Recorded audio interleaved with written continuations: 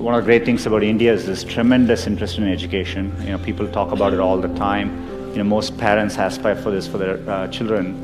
And so I think it's a great foundation we have as a country. In my experience growing up here, I think there's a lot of emphasis on, spending time on the books and, learning things academically. I think education needs to evolve and change just like with everything else. I think, working in the real world, I would say, it is important to be well-rounded. It's important to, try different things, take some risks. I would encourage people to, follow their passions a little bit more. All the great things about the Indian educational system, I think there's a lot of pressure to follow set lanes throughout your career. You're in high school, you're thinking about college. I get surprised people start preparing for IIT in their 8th grades, and that's a bit shocking to me. I hope as people are approaching things, they are really taking the time to doing things, understanding things deeper, learning by doing things. And I think it's important to remember it's a long road. Setbacks actually don't matter. I think a lot of times when I was younger, people would say, this person didn't get into this college or something, and that's the end of the road. I mean, life is so different from that. Keep your hopes, keep your dreams, and try to follow them. And I think most of how life plays out is up to you, not up to what happens outside of you. And I think it's important to keep that in mind and take the long-term view. Look, it's remarkable to be at IIT. There are many, many great people who don't make it in, and you will see this later in life. People do well from all walks of life. I think it's important to remember getting into an elite institution doesn't guarantee success. It matters a lot, but it doesn't guarantee success.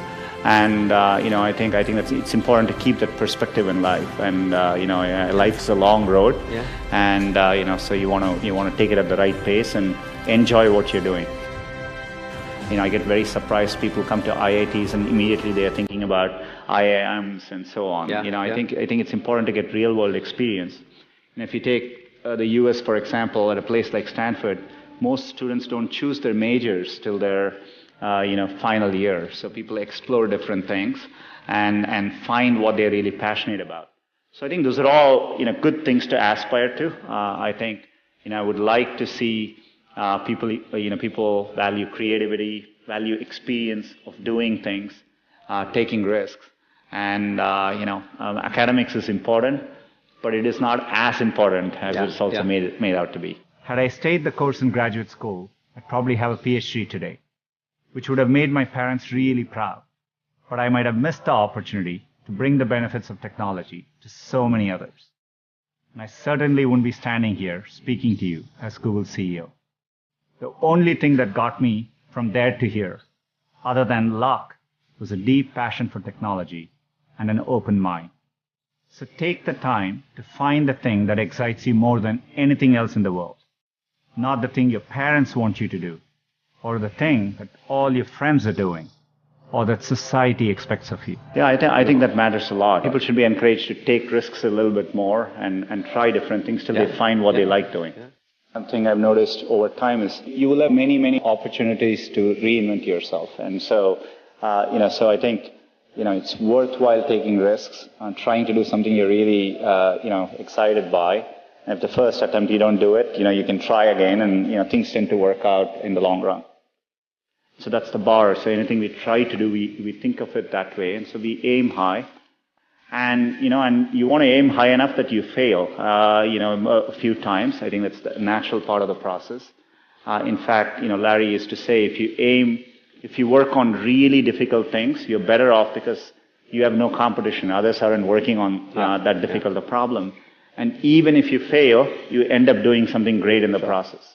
And so I think that's the philosophy which has guided us all through these years. In Silicon Valley, part of the reason so many people start up a company is, starting up a company and even having failed, you can wear it like a badge of honor, right? And I think that's important.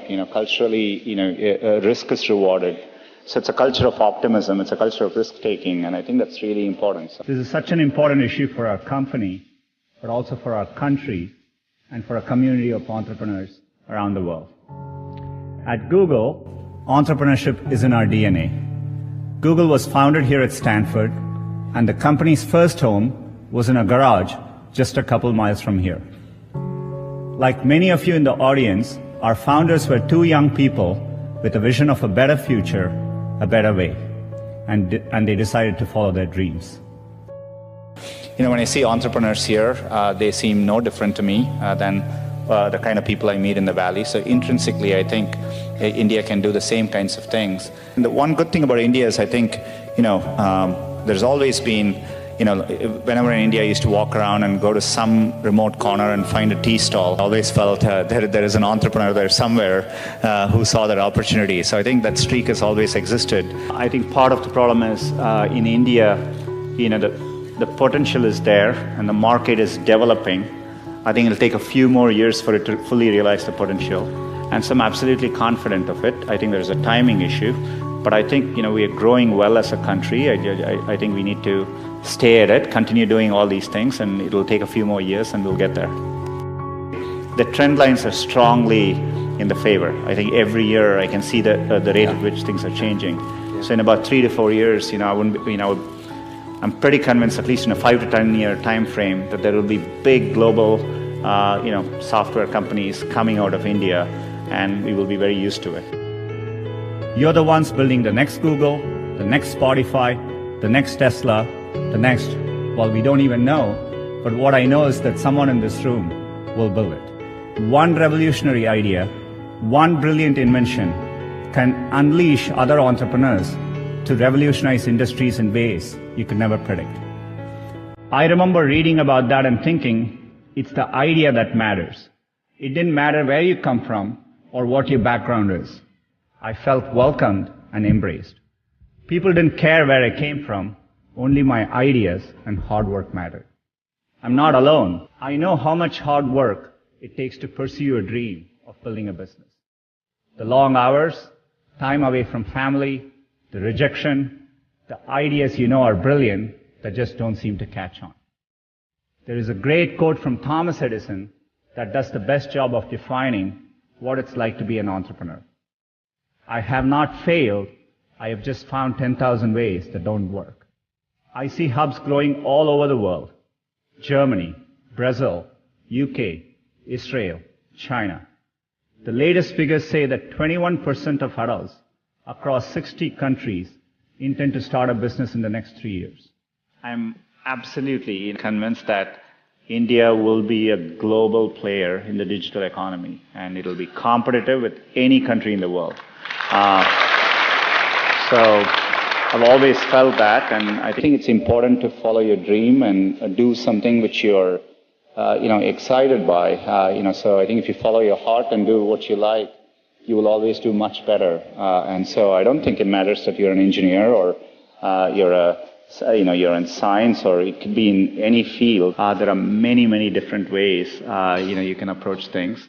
And what matters most is, loving what you're doing and trying to do well at it. So we're all looking to you. The world is counting on you, and we can't wait to see what you build next. Thank you.